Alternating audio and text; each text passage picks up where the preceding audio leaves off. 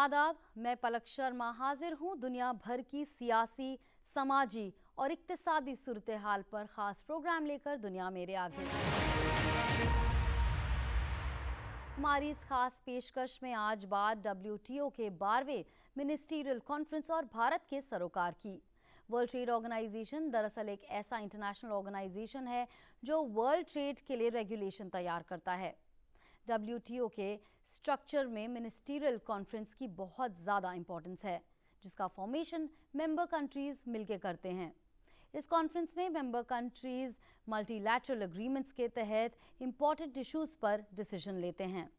इस साल जून के महीने में WTO की 12वीं मिनिस्ट्रियल कॉन्फ्रेंस ऑर्गेनाइज की गई, जिसमें हमारे union minister of commerce and industries ने भी पार्टिसिपेट किया और एपेलेट बॉडी की क्राइसिस में रिफॉर्म को प्रायोरिटी देने की ज़रूरत पर जोर देने के साथ साथ एक robust WTO reforms and modernisation के एजेंडा की भी बात की है। इसी को समझने के लिए हमने अपने स्टूडियो में बुलाया है दो खास मेहमानों को। हमारे साथ हैं जामिया मिलिया इस्लामिया के इकोनॉमिक्स डिपार्टमेंट के प्रोफेसर शाहिद अहमद और research and information system for developing countries के associate professor doctor Sabyasachi Saha. आप दोनों का हमारे इस खास प्रोग्राम में स्वागत है। प्रोफेसर शाहिद, आपसे लूँगी मैं सबसे पहला सवाल। WTO की इतनी इम्पोर्टेंट ये कॉन्फ्रेंस हुई है, सबसे पहले क्या टेक अवेज है, किस तरह से इसकी इम्पोर्टेंस को आप देखते हैं इंडिया के कॉन्टेक्स्ट में? आदाब। वर्ल्ड ट्रेड ऑर्गेनाइजेशन का जो ये सेशन हुआ, जो मिनिस्ट्रियल कॉन्फ्रेंस हुई, ये भारत के लिए और सभी डेवलपिंग कंट्रीज़ के लिए बहुत इम्पोर्टेंट है, क्योंकि पिछले ऑलमोस्ट 7-8 साल से वर्ल्ड ट्रेड ऑर्गेनाइजेशन में कोई भी मेजर डिसीजन नहीं लिया गया। और क्योंकि जो डेवलप्ड एंड डेवलपिंग कंट्रीज़ के बीच में डिफरेंसेस हैं बहुत सारे मुद्दों पर, उसकी वजह से सारे कंट्रीज़ कंसेंसस पे नहीं पहुंच पाए। पलक, वर्ल्ड ट्रेड ऑर्गेनाइजेशन में जो फैसले होते हैं वो सब कंसेंसस से होते हैं, तो 164 मेंबर्स का कंसेंसस में पहुंचना बहुत मुश्किल काम है, क्योंकि हर कंट्री, एशियन कंट्रीज़ के अपने इश्यूज़ हैं, यूरोपियन कंट्रीज़ के अपने इश्यूज़ हैं, अफ्रीकन कंट्रीज़ के अपने इश्यूज़ हैं, उनकी लोकल कॉन्स्टिट्यूंसीज़ है, यूनाइटेड स्टेट्स के अपने इश्यूज़ हैं। और इस माहौल में जहाँ पर बहुत सारे कन्फ्लिक्ट्स ग्लोबली हो रही हैं, दूसरी तरफ इनकम इनइक्वालिटीज़ बढ़ रही हैं, पॉवर्टी बढ़ रही है, और कोविड ने बहुत बड़ा चैलेंज पोज किया है फॉर ग्लोबल इकोनॉमी। ऐसे इन्वायरमेंट में वर्ल्ड ट्रेड ऑर्गेनाइजेशन ने ये एक सही टाइम पे सही फैसले लिए हैं, और ये दिखाया है कि जो चैलेंजेस ग्लोबल इकोनॉमी में आते हैं उस time world trade organisation challenges को मीट करने के लिए हम कंसेंसस पे पहुंच सकते हैं। तो इसमें भारत ने अपनी लीडरशिप दिखाई और बहुत सारे कंट्रीज़ को कन्विंस किया और कि ये ज़रूरत है। और इसमें बहुत 3 मेजर डिसीजंस हैं जिनको हम कह सकते हैं जो बहुत ज़रूरी फ़ैसले हैं जिसमें कंसेंसस हुआ है। एक तो जो कोविड के लिए जो ट्रिप्स एग्रीमेंट है उसके लिए वेवर दिया गया है 5 साल के लिए, जो सभी कंट्रीज़ हैं, कोई भी कंट्री जहां पर जेनरिक वैक्सीन बनाया जा सकता है, बिना जिसके पास पेटेंट है उसकी परमिशन के कंट्री ऑथराइज कर सकते हैं कि वो जेनरिक वैक्सीन अपने यहाँ बनवा सकें। क्योंकि दुनिया में ये देखा गया है कि डेवलप्ड कंट्रीज़ में जो वैक्सीन की कवरेज है वो 72% है, और वो ज़्यादातर वो लोग बच गए हैं जो खुद वैक्सीन नहीं ले रहे हैं। और जो remain other than developed countries है उनकी ऑन एन एवरेज 18% यानी 18% के आसपास लोग ही अब तक वैक्सीन ले पाए हैं, और ख़ास तौर से अफ्रीकन कंटिनेंट में ये बहुत ही कम लोग हैं जो वैक्सीनेट हुए हैं अभी तक, और ये ग्लोबल प्रॉब्लम है। तो वर्ल्ड ट्रेड ऑर्गेनाइजेशन में इस पे कंसेंसस हुआ कि ये ग्लोबल प्रॉब्लम है, और ट्रिप्स एग्रीमेंट में ये वेवर की ज़रूरत है ताकि सबको ये वैक्सीन मिल सके।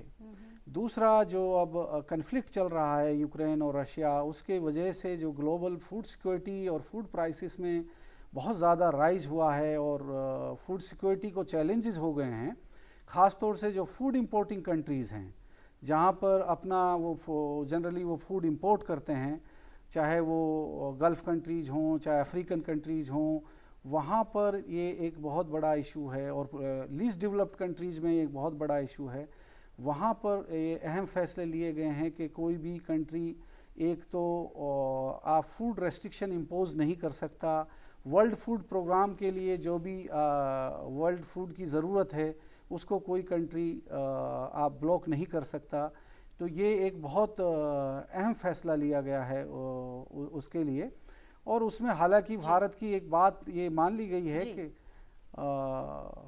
उसको आप अगर डोमेस्टिक ज़रूरत है तो उसको ट्रांसपेरेंसी से आप रेस्ट्रिक्शन लगा सकते हैं, लेकिन उसको आप ये आर्बिट्रेरी नहीं होने चाहिए। ये सारे के सारी ज़रूरतें आपकी आर्बिट्रेरी इम्पोजिशन नहीं होने चाहिए उसके लिए।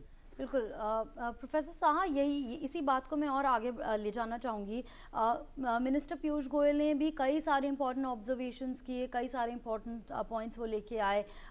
इस बार इस पर आप क्या कहेंगे? उनके जो इंपॉर्टेंट ऑब्जर्वेशंस हैं, इंडिया के लिए क्या टेकअवेज हैं? देखिए, मैं तो पहली बार ये कहना चाहता हूँ कि जो ये मिनिस्ट्रियल कॉन्फ्रेंस, जो 12th मिनिस्ट्रियल कॉन्फ्रेंस अभी हुआ है, आप देखेंगे ये 2 बार पोस्टपोन होने के बाद अभी हुआ है। तो ये पोस्टपोनमेंट का जो मतलब है कि बीच में हमारा जो क्राइसिस था, पहले तो कोविड क्राइसिस था, अभी दुनिया में जियोपॉलिटिकल क्राइसिस भी काफ़ी हद तक देखी जा रही है। तो इस माहौल में ये जो 12th मिनिस्ट्रियल कॉन्फ्रेंस है उसमें ये सारे देश इकट्ठे हुए अभी जेनीवा में। हालांकि कजाकिस्तान ओरिजिनल होस्ट था इस मिनिस्ट्रियल कॉन्फ्रेंस का, लेकिन अभी ये बदलते हालात में ये कॉन्फ्रेंस ये तय किया गया कि कॉन्फ्रेंस जेनीवा में ही होगा, लेकिन कजाकिस्तान चेयर रहा इस पूरे मीटिंग का।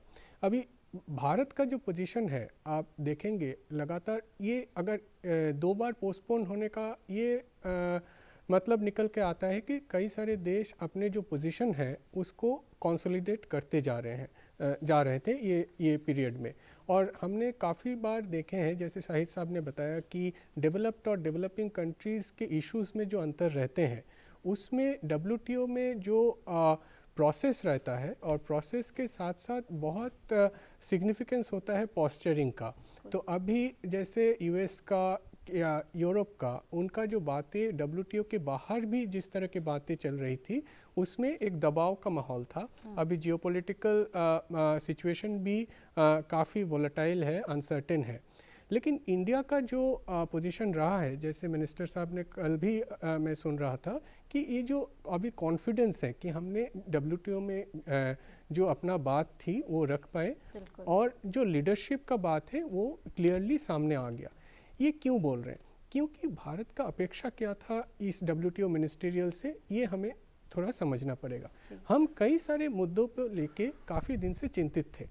एक तो खाद्य सुरक्षा, अभी ये जो अभी यूक्रेन क्राइसिस के बाद ये सबके सामने दिख रहा है, लेकिन भारत का जो शुरू से पोजीशन रहा है public stock holding of food grains को लेके कि हमारा जो पॉपुलेशन है उनका फूड सिक्योरिटी सबसे अहम मुद्दा है। इसमें हम छेड़खानी नहीं चाहते हैं, अननेसेसरी स्क्रूटिनी नहीं चाहते हैं। और भारत की ये बुनियादी लड़ाई काफ़ी दिन से चल रहा है। हमें पता है कि बाली पीस क्लॉज का जो मुद्दा है, भारत की अपना जो पोजीशन है उसको कंसोलिडेट किया है।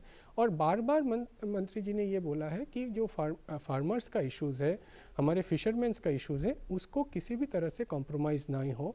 हमारा जो फूड सिक्योरिटी का प्रोग्राम है, जो कोविड के टाइम आपने देखा कि जो PM गरीब कल्याण योजना के तहत हमने फूड डिस्ट्रीब्यूशन का इतना बड़ा, ये दुनिया में इतना बड़ा स्केल में फूड डिस्ट्रीब्यूशन कहीं नहीं होता है। तो भारत का जो पब्लिक स्टॉक होल्डिंग है वो कितना इम्पॉर्टेंट है, और भारत ने ये काम बहुत ट्रांसपेरेंट वे में किया, WTO को बता के किया कि हमारा प्रोग्राम कैसे चल रहा है और क्यों ये इम्पॉर्टेंट है। तो इसको बरकरार रखते हुए जो नतीजे सामने आए हैं WTO मिनिस्ट्रियल कॉन्फ्रेंस 12 से, इसमें भारत का लीडरशिप दिखता है। और एक बात तो सही निकल के आता है कि डेवलप कंट्रीज़ का हमेशा से एक कोशिश रहा है कि जो डेवलपिंग कंट्रीज़ ग्रुपिंग है उनको तरह तरह पैरामीटर्स में बांट दिया जाए। LDC developing country issues and others, इसमें काफ़ी सारा नुआंसेस आ जाते हैं, रूल मेकिंग में भी इसका भारी भरकम इम्प्लीकेशन है। तो भारत ने ये सारा चीज़ को सामने रख के जो डेवलपिंग कंट्रीज़ का वॉइस है उसको स्ट्रेंथन किया WTO में, ये बहुत बड़ी अचीवमेंट है। बिल्कुल इम्पॉर्टेंट पॉइंट यहाँ निकल के आ रहा है प्रोफेसर शाहिद कि पॉस्चरिंग बहुत इंपॉर्टेंट है। इंडिया ने हमेशा एक अच्छा न्यूट्रल और ग्लोबली एक स्टैंडर्ड मेंटेन करके अपना स्टैंड एक रखा है, चाहे किसी भी तरह की क्राइसिस रही हो। इंटरनेशनल इकोनॉमिक एक्टिविटीज़ की अगर हम बात करें तो WTO किस तरह से इस वक्त इफेक्ट कर रहा है, इंडिया के लिए क्या खास रहेगा? और इंडिया की जो पोजीशन रही है जब से दोहा राउंड शुरू हुआ 2001 में, जो कि डेवलपमेंट राउंड था जो आज तक कंप्लीट नहीं रहा, उसमें इंडिया की राय ये रही है कि bad agreement, no agreement is better than bad agreement. इस पोजीशन में ही पिछले ऑलमोस्ट लास्ट 20 ईयर्स से ये नेगोशिएशन फॉर्मल इनफॉर्मल चल रहे हैं। दोहा राउंड तो कंक्लूड नहीं हुआ क्योंकि डेवलप्ड कंट्रीज जो थे उन्होंने एक बहुत ही सख्त पोजीशन ली और उसकी वजह से दे आर नॉट इंटरेस्टेड कि कंप्रोमाइज़ किया जाए डेवलपिंग कंट्रीज़ की डिमांड पर। लेकिन जो अब 2022 में जो जिनेवा में जो ये मिनिस्ट्रियल कॉन्फ्रेंस हुई उसमें दो और इम्पोर्टेंट इश्यूज़ पे फैसले हुए जो कि भारत ने जिसमें अहम रोल प्ले किया है। एक सब्सिडीज़ इश्यूज़ जो है भारत के लिए हमेशा से इम्पोर्टेंट रहा है। और जो अगर मैं आपको बताऊं कि जो एग्रीकल्चर सब्सिडीज़ का हमेशा एक डिफरेंस रहा है इंडिया की पोजीशन और डेवलपिंग कंट्रीज़ की पोजीशन में और US एंड यूरोप की पोजीशन में। अगर US का डेटा मैं आपको बताऊं तो पिछले डिकेड में US ने on an average 18 billion per annum US farmers को सब्सिडीज़ दी हैं। तो जिस पे पिछले 20 साल में को फेयर ट्रेड के लिए ज़रूरी था कि इसको रेशनलाइज किया जाए, तो उस पर तो बात नहीं बन पाई, कंसेंसस नहीं हो पाई। लेकिन फिशरीज़ का जो एग्रीमेंट हो पाया है उसमें यह है कि जो डेवलप्ड कंट्रीज़ हैं वो बहुत सारी डीप फिशिंग करते हैं और बहुत सारी कंट्रीज़ में इलीगल अनरिपोर्टेड फिशिंग होती है और उसमें बहुत सारी सब्सिडीज़ दी जाती हैं। तो उसके लिए एक एग्रीमेंट हुआ है और उस एग्रीमेंट में ये बातें की गई है, हालांकि उसको अभी अर्ली हार्वेस्ट पोजीशन पे है वो एग्रीमेंट कि उसमें बहुत सारे नेगोशिएशन होने हैं। लेकिन उसमें भारत की ये बात मान ली गई है कि भारत ने कहा है कि भाई जो इकोनॉमिक जो 200 नॉटिकल माइल्स है जिसको हम इकोनॉमिक कंट्री का इकोनॉमिक जोन्स कहते हैं, उसके दौरान जो सब्सिडीज़ हैं जो स्मॉल फार्मर्स हैं उनके लिए कोई रेस्ट्रिक्शन नहीं है। और इंडिया चाहता है कि ये कम से कम वेवर स्मॉल और फिशरमैन्स के लिए 25 साल का वेवर मिले, जिसके लिए अभी तक नेगोशिएशन होने हैं। एक ये इम्पोर्टेंट हुआ है। दूसरा फैसला जो कि भारत के एंगल से बहुत इम्पोर्टेंट है, जो डिजिटल ट्रांजैक्शन से कॉमर्स होता है उसमें डेवलप्ड कंट्री कभी कस्टम ड्यूटीज़ या किसी तरह की ड्यूटीज़ नहीं चाहते। तो इंडिया ने ये सक्सेसफुली अटेन किया है कि भाई इतना तो ठीक है कि एक पीरियड एक्सटेंड कर दिया गया है कि नेक्स्ट मिनिस्ट्रियल कॉन्फ्रेंस तक कोई भी कंट्री डिजिटल ट्रांजैक्शंस पे ड्यूटीज़ नहीं इम्पोज करेगा। लेकिन उसमें ये भी क्लोज डल गया है कि अगर 31 दिसंबर 2024 तक ये फैसले नहीं होते हैं तो कंट्री अपने कोई भी फैसला ले सकते हैं। इसका मतलब है कि ये सभी कंट्रीज़ को इसके लिए कंसेंसस बनाना होगा, क्योंकि इससे जो अफेक्ट हो रहे हैं वो जो कंट्री रिसोर्स जनरेट कर सकते हैं कॉमर्शियल ट्रेड से, वो अफेक्ट हो रहे हैं। तो अब 2024 तक ही मॉरेटोरियम की एक अपर लिमिट है, उस तक ये फैसला होना है जिसमें भारत सक्सेसफुल रहा है। और उस दौरान उसके बाद कोई न कोई फैसला लेना होगा या कंट्री फ्री होंगे जैसे वो अपने नेशनल डिसीजन ले सकते हैं। And that will not be, कोई वायलेशन नहीं होगा WTO का अगर ये 31 दिसंबर 2024 24 तक कोई फैसला नहीं हो पाता है। बिल्कुल। तो प्रोफेसर साहा, क्या ये कहना ठीक रहेगा कि इंडिया की पोजीशन इस MC12 में काफ़ी इम्पोर्टेंट रही है, इंडिया की बातों पर ध्यान दिया गया है, बातों पर गौर किया गया है और अमल भी किया जाएगा? इंडिया की इस वक्त पोजीशन ग्लोबली काफ़ी हाई पे है और ये जो कॉन्फ्रेंस है MC12, ये काफ़ी इंडिया के लिए इम्पोर्टेंट साबित हुई है।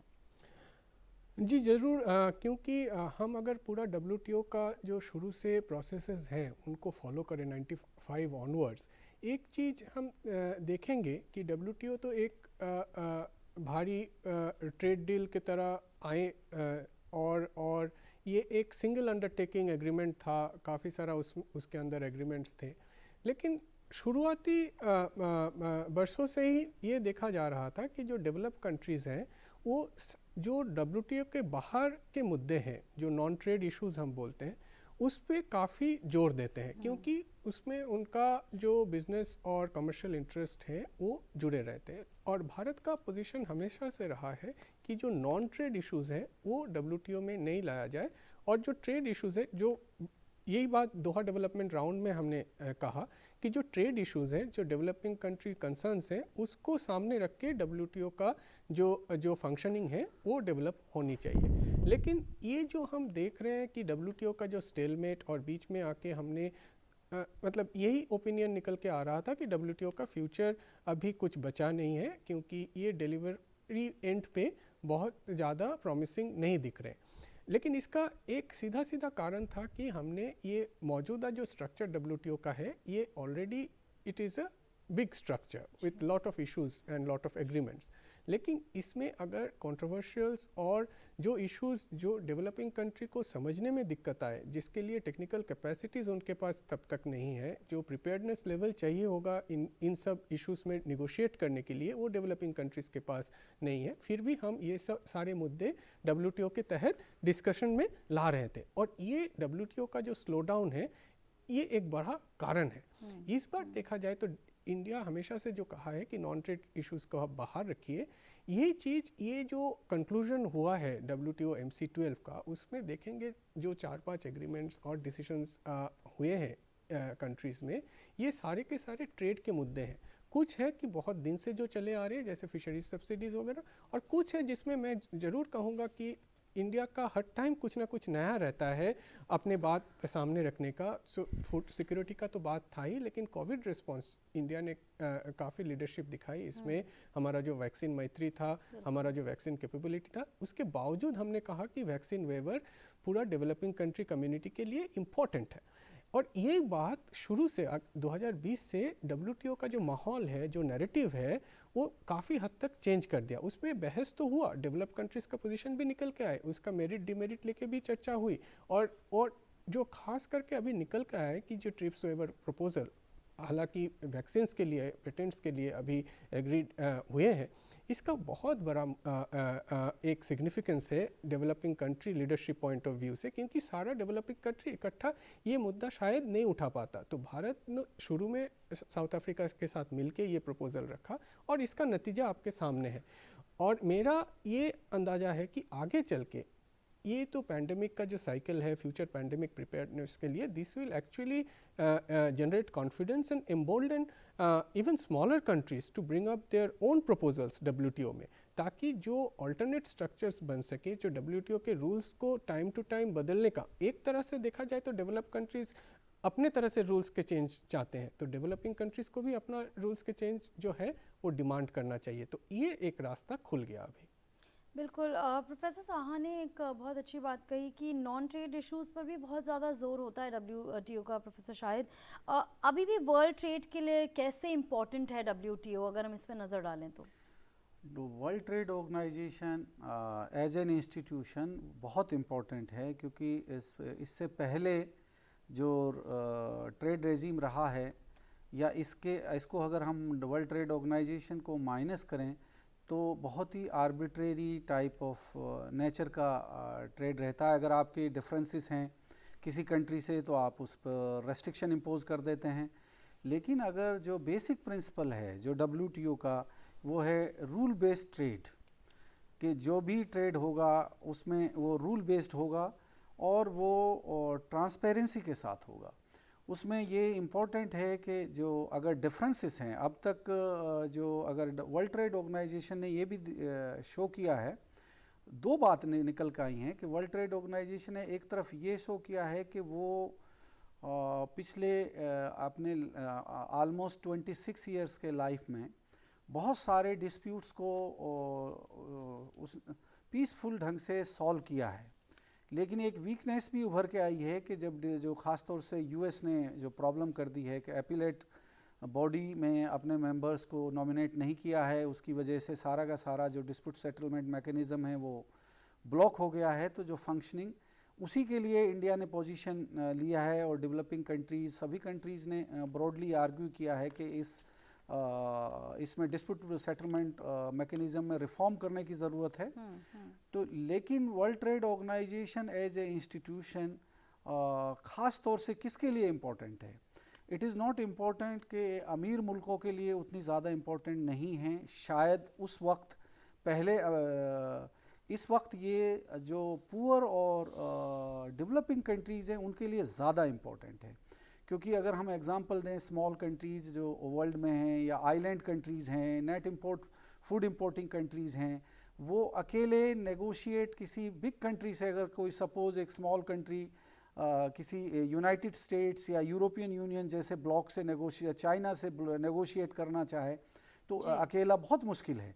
लेकिन जब सारे के सारे 164 मेंबर्स एक फोरम पे बैठते हैं और on the principles of MFN और सभी को इक्वल ट्रीटमेंट मिलता है और कंसेंसस से फैसले होते हैं, तो ये ऑर्गेनाइजेशन वर्ल्ड ट्रेड के लिए बहुत इम्पोर्टेंट है। और अब तो वर्ल्ड ट्रेड ऑर्गेनाइजेशन में जो ये एक तरह से दोबारा जान आई है और ये साबित हुआ है कि मल्टीलेटरलिज्म का अभी स्कोप बचा हुआ है और ये दुनिया की ज़रूरत है।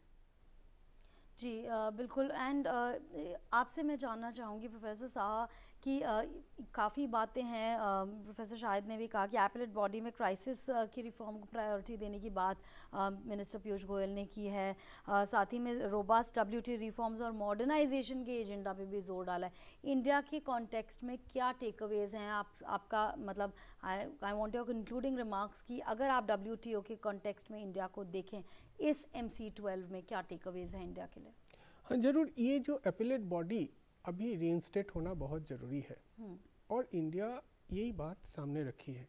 ये रीइंस्टेट होना इसलिए ज़रूरी है क्योंकि WTO जो रिफॉर्म की बात अभी चल रही है वो कहीं ना कहीं घूम फिर के फिर से हमारे सामने होगा और उसका रोड मैप रूपरेखा क्या होगा WTO रिफॉर्म में इंडिया ने काफ़ी बार बताया है। लेकिन उसमें कुछ चीज़ें ऐसे हैं जो और भी कॉम्प्लिकेटेड दिखते हैं आज के डेट में। जो इश्यूज़ हैं थोड़ा सोफिस्टिकेटेड टाइप का इश्यूज़ है, तो उसके लिए जो आर्बिट्रेशन का ज़रूरत पड़ेगा, डिस्प्यूट का सेटलमेंट का ज़रूरत पड़ेगा।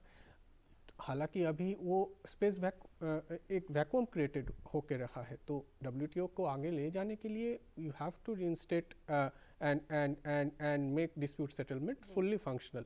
नहीं तो जो WTO रिफॉर्म का प्रोसेस अभी जारी है ये इसमें किसी का कॉन्फिडेंस उस तरह से नहीं दिखेगा, क्योंकि जो इश्यूज़ हैं वो काफ़ी सारे नए इश्यूज़ हैं। उसको डील करने के लिए आपको you have to have a well functioning dispute settlement mechanism. और ये जो WTO का खास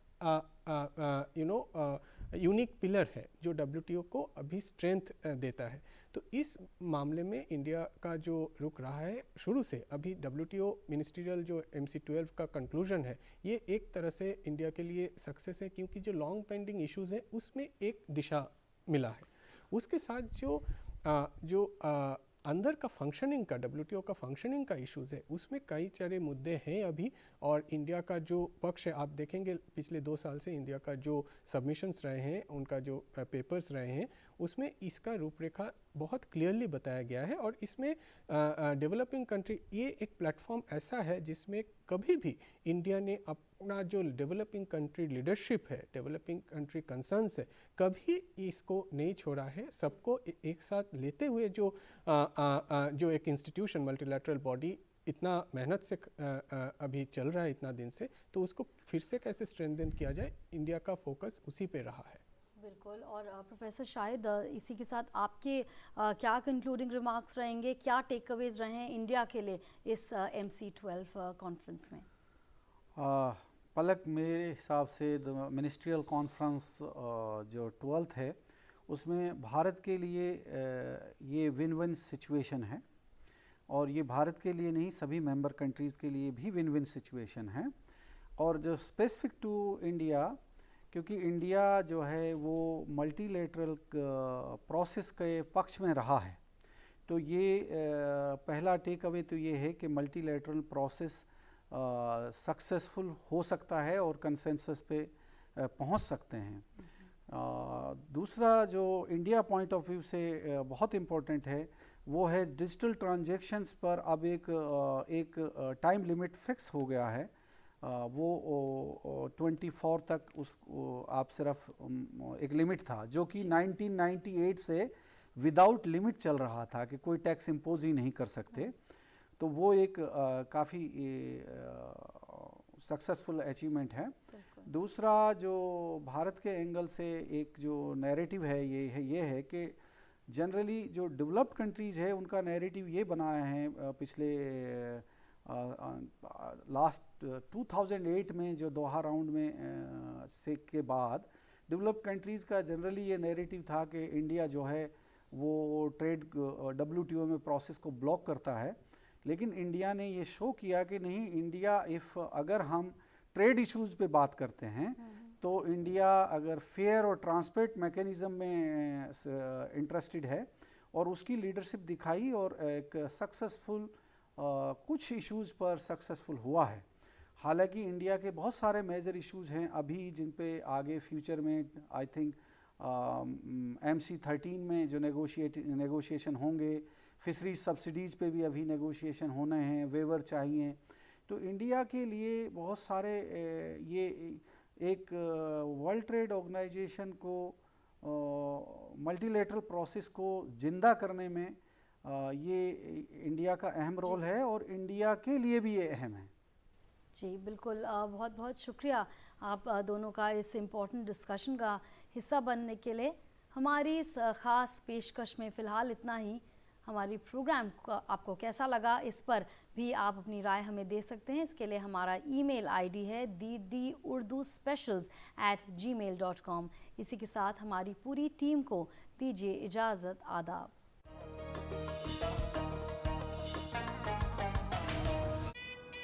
हनीमून के लिए कहाँ जाना है? कहाँ जाना है मैडम? कहाँ? शादी के पहले आता है